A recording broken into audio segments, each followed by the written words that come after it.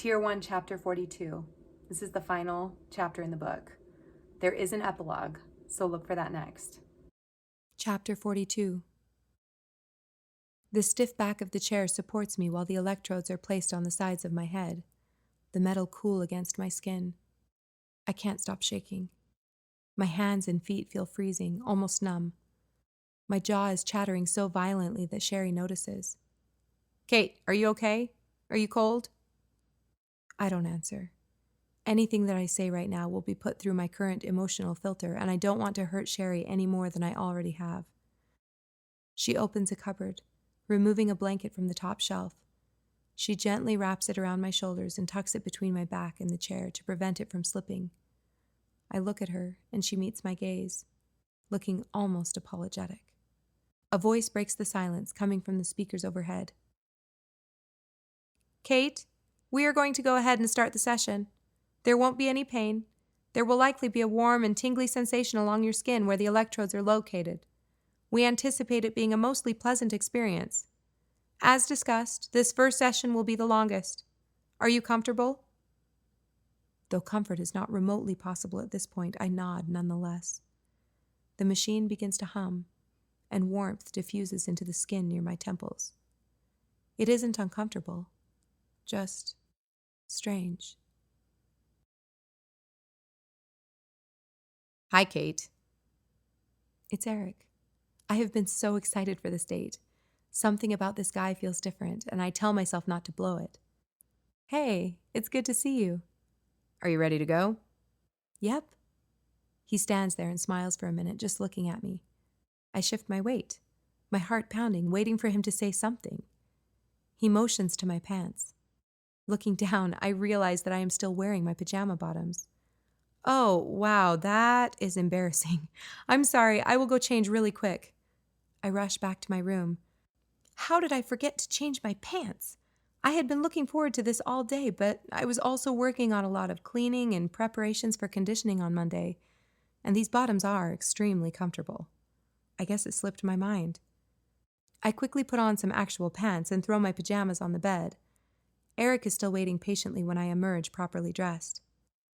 I personally would have been fine with you wearing those pants, but I didn't want you to feel uncomfortable. He grins. I would wear pajamas all day if I could. Well, apparently I was living the dream today. I laugh nervously.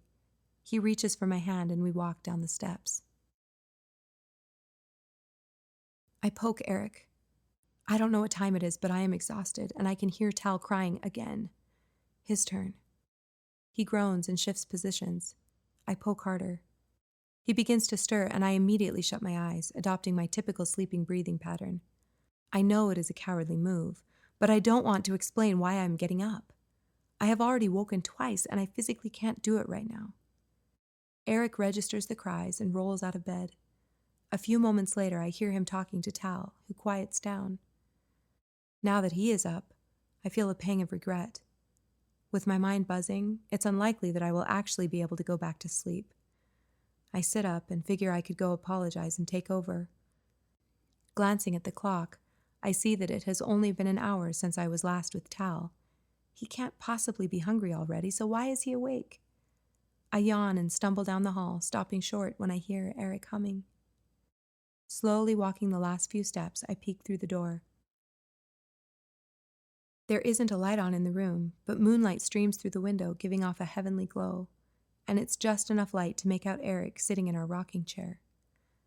Tal is bundled up against his chest, and Eric is gently patting him, rocking back and forth, humming a lullaby. Warmth swells in my chest, and I prop myself against the doorframe for balance. I remain a silent voyeur, not wanting to disturb the sacredness of this moment. I am yelling, screaming, slamming cupboards in the kitchen.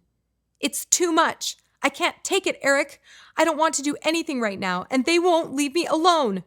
The boys need things from me at every moment. They are hungry, sad, fighting, or touching me, constantly touching me.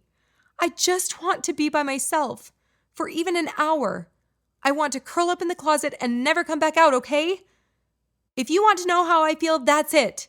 I love them so much, and I really hate them. I know it sounds ridiculous and weak and horrifying, but it's true. I am just so sad. The sobs escape from my throat involuntarily. Eric rushes to me and holds my head against his chest. He doesn't say anything. He just holds me. I lean into him, breathing in the fresh scent of his recently laundered shirt, and let him carry most of my weight for a moment. Not having to hold myself up is salvation.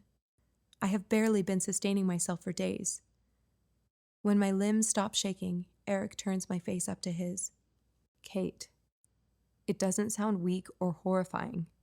It sounds like you need some help. Maybe more than I can give. I start to object, but he cuts me off. I don't mean you need help like you aren't good enough. I mean that after a woman has a baby, hormones are crazy and can sometimes be out of proportion in your brain. There could physically be a problem, and I think we need to get it checked out. Just like we would get it checked out if you broke your arm. I know you haven't been wearing your sensor lately. It's so tight, I whimper. I know, I totally understand. I just wonder if maybe there's some physical data we are missing. Would you be willing to go in with me tomorrow? I can take care of the boys and call Sherry to help. I know you aren't totally sure that I can handle them by myself. It's not that. It is that, and I get it. If I had come home to you trying to fix the door while Bentley was crying in the chair, I probably would have questioned it too. But just for the record, it had literally only been 2 minutes, and I was so close to finishing. I laugh, giddy. What do you say? I nod. I don't want to find out that I'm broken. I choke back a sob. I know you aren't broken. I simply want you to feel like yourself again. Deal? Deal. This is it, Eric says, raising his hands over his head. I scan the interior of our new home. It's breathtakingly perfect. Sloped roof, forsythia blooming around the steps, original brick. I don't know how it's in such great condition, but I am over the moon that it's ours. The houses on both sides of us have obviously been renovated. They must have been in much worse condition than this one. We got lucky. Eric lifts me up and cradles me in his arms. He walks up the steps, trying to make it seem easy, but I can feel his chest heaving a little. I am not tiny, and this is completely ridiculous. I laugh out loud. Don't laugh. I'm doing so well, Eric grunts. We get to the door, and he fiddles with the knob, realizing it's locked. I start to push off to get down, but he stops me. Nope, I am doing this. Just let me get the key out of my pocket. I burst into more laughter, feeling his contorting arms. Why is it locked in the first place? Nobody locks their doors, I say, attempting to commiserate. I think it's just been empty for a while. Maybe making sure nobody accidentally comes in. He finds the key, and it turns easily. The door swings into the entry, and we bumble into the house. Now I will give you the tour, Eric announces, breathing heavy, beads of sweat forming on his forehead. Our laughter makes it difficult to remain upright. He struggles into the kitchen and living room, but can't quite reach our bedroom without my legs slipping. I quickly hop down and move behind him, jumping on his back. Try this. Less arm work, I suggest between giggles. He laughs, his breath coming in short bursts. Perfect. Walking the last few steps into the bedroom, he throws me on the bed in a victorious maneuver. We both laugh until our stomach muscles ache. I take a deep breath and look over at him. He is mine. This is our house. It all seems surreal. Rolling over, he places his hand on my cheek and traces my jawline. Heat explodes under his fingertips. I stare into his eyes as his nose grazes mine, and then he slowly kisses my lips. I close my eyes, and everything fades to black.